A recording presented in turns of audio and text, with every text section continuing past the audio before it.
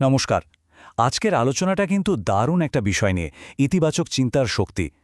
আমরা এমন একটা বইয়ের মূল ভাবনাগুলো নিয়ে কথা বলবো যা শুধু মানুষের চিন্তার ধরনই নয়, বলা যায় জীবনটাই বদলে দিয়েছে। তো আর দেরি কেন, চলুন শুরু করা যাক। তো একেবারে শুরুতেই একটা প্রশ্ন মাথায় আসে, তাই না? যে আমরা যা ভাবি আমাদের জীবনটা কি আসলেই সেভাবে গড়ে ওঠে? একটু ভেবে দেখুন তো। এই সাধারণ প্রশ্নটাই কিন্তু আমাদের আজকের আলোচনার একেবারে কেন্দ্রে রয়েছে। চলুন এই আইডিয়াটা নিয়ে আরেকটু গভীরে যাওয়া যাক। আচ্ছা, এই পুরো ভাবনার ভিত্তিটা আসলে কি? খুব সহজ একটা কথা কিন্তু।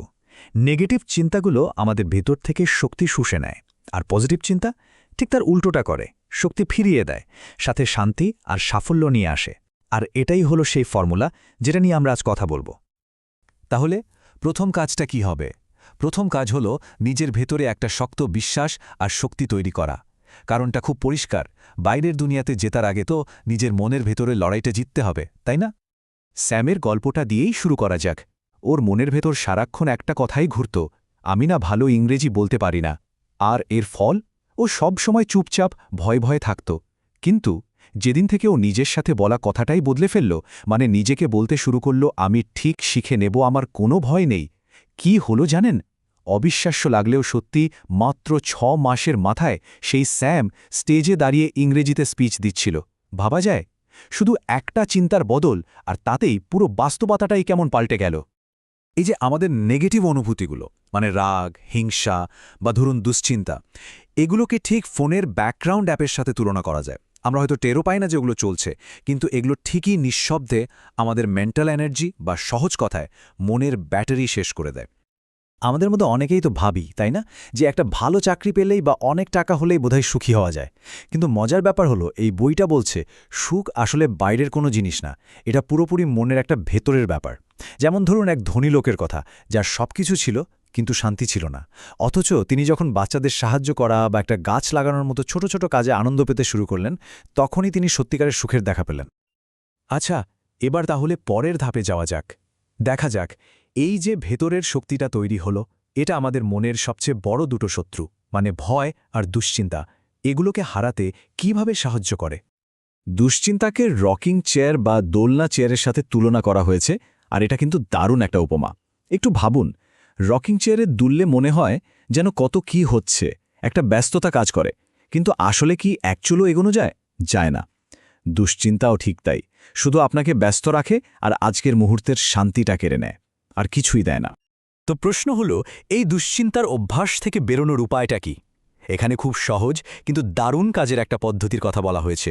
যেমন নিক নামের একজন কি করত জানেন? ওর সব ভয়, সব দুশ্চিন্তা একটা কাগজে লিখত।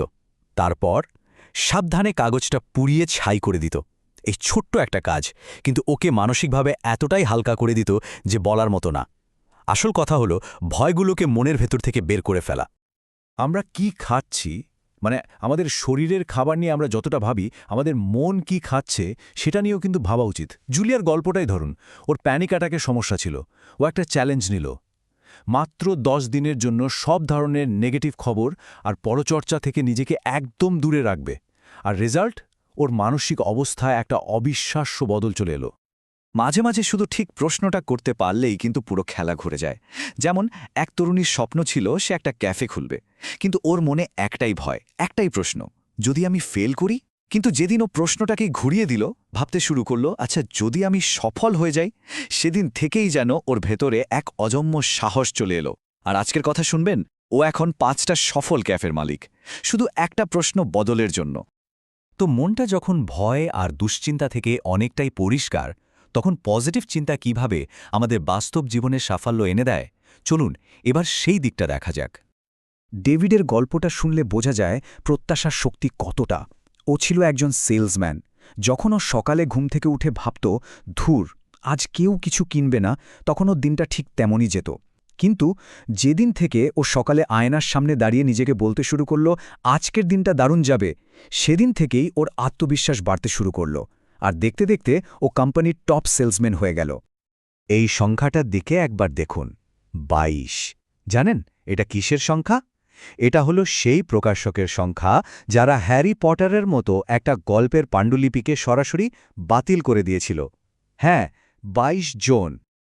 আর এই হলো ২৩ নম্বর, সেই ২৩তম প্রকাশক যিনি হ্যাঁ বলেছিলেন। আর তারপর যা হয়েছিল তা তো ইতিহাস। এটা আমাদের কি শেখায়? এটাই যে সাফল্যের ঠিক দোরগোড়ায় এসে হাল ছেড়ে দেওয়াটা কত বড় একটা ভুল হতে পারে। আমরা প্রায়ই ভাবি যে ক্লান্তি মানেই বুঝি শরীরের ক্লান্তি, কিন্তু আসল শক্তির উৎস কিন্তু শরীর নয়, আমাদের মন। এমিলি নামের একজন নার্সের কথা ভাবুন। টানা ১২ ঘন্টা ডিউটি করার পরেও ওর মুখে হাসি লেগেই থাকত। কিভাবে সম্ভব? কারণটা সহজ, ওর কাজটাকে মন থেকে ভালোবাসত, মানুষের সেবা করার মধ্যে একটা আনন্দ খুঁজে পেত।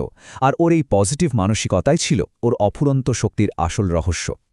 বেশ, তাহলে এতক্ষণ যে দারুণ আইডিয়াগুলো নিয়ে কথা হলো, সেগুলোকে এক জায়গায় এনে জীবন বদলানোর একটা সহজ ফর্মুলা তৈরি করা যাক। এই কথাটা কিন্তু খুব ভালোভাবে মনে রাখা দরকার। আমরা কেউই আমাদের অতীত বা আমাদের করা ভুলের যোগফল নই। যে কোনো মুহূর্তে নতুন করে শুরু করার, নিজেকে নতুন করে চেনার ক্ষমতাটা আমাদের সবার মধ্যেই আছে। আর সব কিছুর শেষে মূল কথাটা হলো এটাই, আমরা আমাদের চিন্তারই ফসল। আমাদের চিন্তা ভাবনাই কিন্তু আমাদের চারপাশের বাস্তবতাটাকে তৈরি করে। আমরা মনে মনে যা বিশ্বাস করি, যা ভাবি, আমাদের জীবনটাও কিন্তু আস্তে আস্তে সেদিকেই বাঁক নেয়। তো আজকের মতো শেষ করার আগে একটা প্রশ্ন রেখে যাই। এই যে এত কথা হলো, এরপর কাল সকাল থেকে কোনো একটা পজিটিভ চিন্তা দিয়ে দিনটা শুরু করা যায়? উত্তরটা না হয় নিজের কাছেই থাকলো, কিন্তু শুরুটা যেন অবশ্যই হয়।